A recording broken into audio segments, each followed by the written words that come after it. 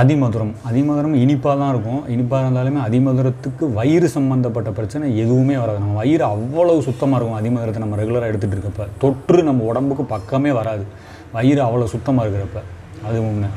அதுக்கப்புறம் சித்தரத்தை மூச்சுக்குழாய் சம்மந்தப்பட்ட பிரச்சனை, மூச்சுக்குழாய், அதுக்கப்புறம் நம்மளுடைய நுரையீரலில் உள்ள சின்ன சின்ன நுண்குழாய்கள்லாம் இருக்குது இல்லைங்களா, அதில் உள்ள சின்ன சின்ன அடைப்புகள் எது இருந்தாலும் அதை சரி பண்ணி விட்டுரும்.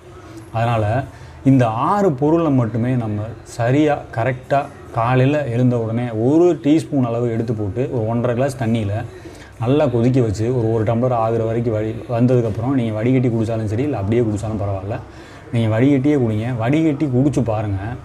அன்றைக்கி உங்களுக்கு உடம்பு ரொம்ப சுறுசுறுப்பாக இருக்கும். நம்ம இந்த சுக்கு, மிளகு, திப்பிலி இந்த 3 திரிகடுகம்னு சொல்லுவாங்க. அது கூட சேர்த்து ஒரு 3 பொருள் சேர்த்துக்கிறோம். தனியா, அதிமதுரம், சித்தரத்தை இந்த 3ஐயும் சேர்த்துக்குவாங்க. இது